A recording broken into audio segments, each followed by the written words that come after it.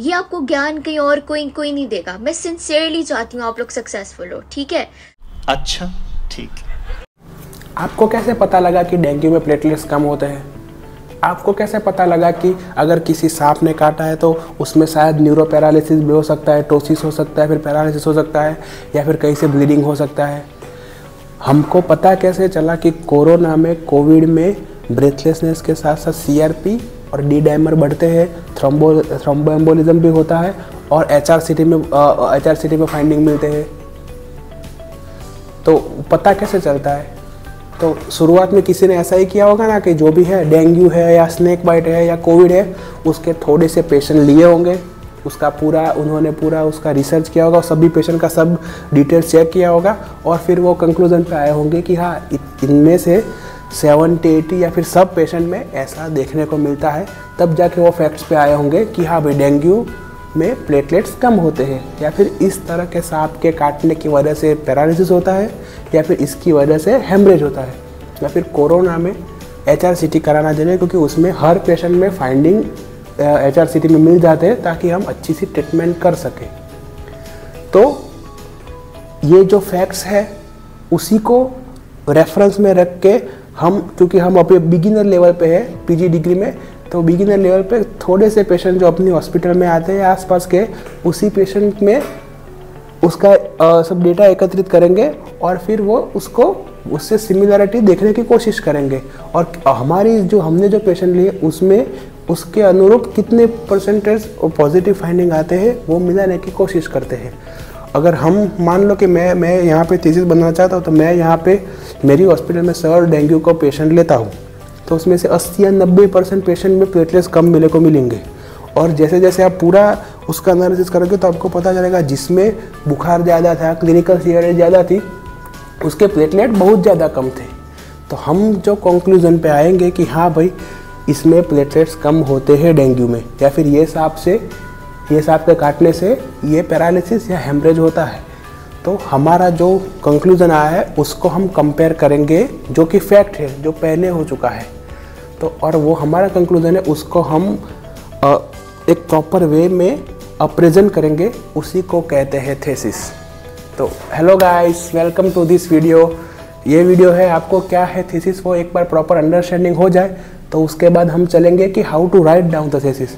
तो मुझे लगता है ये एग्जाम्पल की वजह से आपको ऑलमोस्ट आइडिया तो आ जाएगा कि थीसिस क्या है। और शॉर्ट में मैं बताऊँ तो थीसिस एक रिसर्च है कि आपने जो बड़े बड़े फैक्ट्स हो गए कि डेंगू में प्लेटलेट्स कम है, या फिर मलेरिया में कुछ पेशेंट में किडनी इंजरी होती है या लंग इंजरी होती है, तो हम अपने हॉस्पिटल में अपने से हो सके उतने पेशेंट में स्टडी करेंगे और उससे कंपेयर करने की कोशिश करेंगे कि हाँ भाई, इसमें हमको भी ऐसा पॉजिटिव फाइंडिंग मिला है। तो और वो हम स्टडी, अपना जो रिसर्च है उसको रिप्रेजेंट करेंगे रिटन फॉर्मेट में, तो वो है थीसिस। तो अगर आपने थीसिस समझ लिया है तो हम सीधा चलते हैं अभी कैसे थीसिस को राइट डाउन करेंगे। तो थीसिस समझने के बाद हम जाते हैं सीधा थीसिस कैसे लिखते हैं, तो how to write down the thesis. तो ये रहा मेरा थीसिस। तो हम सीधे चलते हैं इंडेक्स के ऊपर। कहाँ, एक कोई भी थीसिस आप ले लो, तो ये यूनिवर्सल प्रोफोर्मा है, इतनी चीज़ें एक थीसिस में होनी चाहिए। तो ये 10 चीज़ें हैं, पर कुछ चीज़ें बहुत छोटी है एक पेज की, कुछ चीज़ें थोड़ी बड़ी है, तो हम इसको 3 to 4 पार्ट्स में डिवाइड करेंगे ताकि बनाने में आसानी हो जाए। तो चलते हैं पहले इंट्रोडक्शन एंड बैकग्राउंड पे। तो ये है इंट्रोडक्शन एंड बैकग्राउंड में। तो उसमें क्या करना है, आप सबसे पहले आपको करना है, अगर आपकी यूनिवर्सिटी या कॉलेज में आपके पास किसी की सॉफ्ट कॉपी थीसिस की अवेलेबल है तो वो डाउनलोड कर देनी है और उसको रीनेम करके आपको एडिट के लिए सेव कर लेनी है।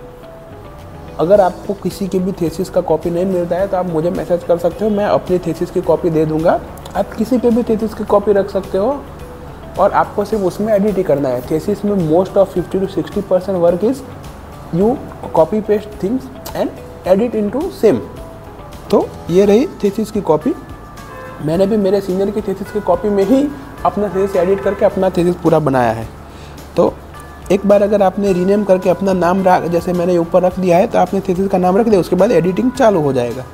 तो उसके बाद पहले के थीसिस राइट डाउन करें, पहले के जो 10-15 पेजेस हैं उसमें एकदम सिंपल सब सर्टिफिकेट्स और अंडरटेकिंग आएंगे।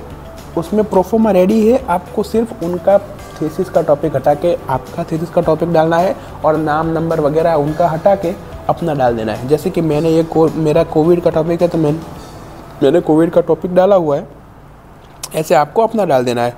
एक एग्जांपल करके मैं दिखा दूंगा। तो ये रहा, तो मैंने ये एक रेडी किया हुआ है कि जैसे दोनों हम साथ साथ में देख लेते हैं। ये देखो, ये सेम, दोनों सेम ही है। तो मैंने ये मेरा टॉपिक था, मैंने यहाँ पे चेंज करके प्लेटलेट्स इन डेंगू कर दिया है, ठीक है। तो वो चेंज हो जाएगा इसके हिसाब से। अगर आप मेरी डिग्री यहाँ पे है राइट साइड में है कि डॉक्टर ऑफ मेडिसिन, तो आपकी जो भी डिग्री है इसके, अगर आपकी डिग्री है international talent for ultimate students, तो आप वो डिग्री आपको एडिट कर देना है। दूसरा सर्टिफिकेट, दूसरा पेज हो जाएगा, उसमें भी आपको यहाँ पे नीचे नाम बदल के जो भी आपका नाम है, मेरा यहाँ पे मंथन वैष्णव है, यहाँ पे मंथन वैष्णव, यहाँ पे आपका जो भी भूपेंद्र जोगी या जो भी नाम है भूपेंद्र जोगी, वो एडिट कर देना है। और इसके नीचे आएगा प्रोफेसर, तो आपका जो भी प्रोफेसर का नाम हो, पुनीत सुपरस्टार है जो भी। उसके बाद आएंगे सर्टिफिकेट्स। तो सर्टिफिकेट्स में सेम ही चीज़ है। मैंने क्या किया है, बस मैंने उसकी सर्टिफिकेट अपने एडिट करके प्रिंट आउट निकाल दिया है और वो प्रिंट आउट फिर वापस से फ़ोटो के जैसे पोस्ट कर दिया है, क्योंकि ये साइन वाले सर्टिफिकेट पोस्ट करना ज़रूरी होता है इसलिए बस। तो यही सेम चीज़ें करनी है। अगर आपको समझ नहीं आ रहा तो मैं बता दूँ, ये मेरी राइट साइड में जो है वो PDF फाइल है, लेफ्ट साइड में है वो माइक्रोसॉफ्ट ऑफिस है। यहाँ पे माइक्रोसॉफ्ट ऑफिस में आप एडिट कर सकते हो। ये राइट साइड में नोटेबिलिटी है, इसमें आप सिर्फ आप रीड कर सकते हो, ये मैंने समझाने के लिए रखा हुआ है। फिर उसके बाद आएगा ये फ़ोटो। ये फ़ोटो आपको एडिट करके अपलोड करना है। देखो मैं दिखाऊँ, ये अगर कट करूँ तो कट भी हो जाएगा और अंडर करूँ तो ये आ जाएगा। ये मैंने फ़ोटो अपलोड किया हुआ है। तो ये आप फ़ोटो अपलोड करके ये आपको कॉलेज से मिलेगा, ये एथिक्स के अप्रूवल का फ़ोटो है ये अपलोड कर देना है। उसके बाद आएगा एक्नॉलेजमेंट्स।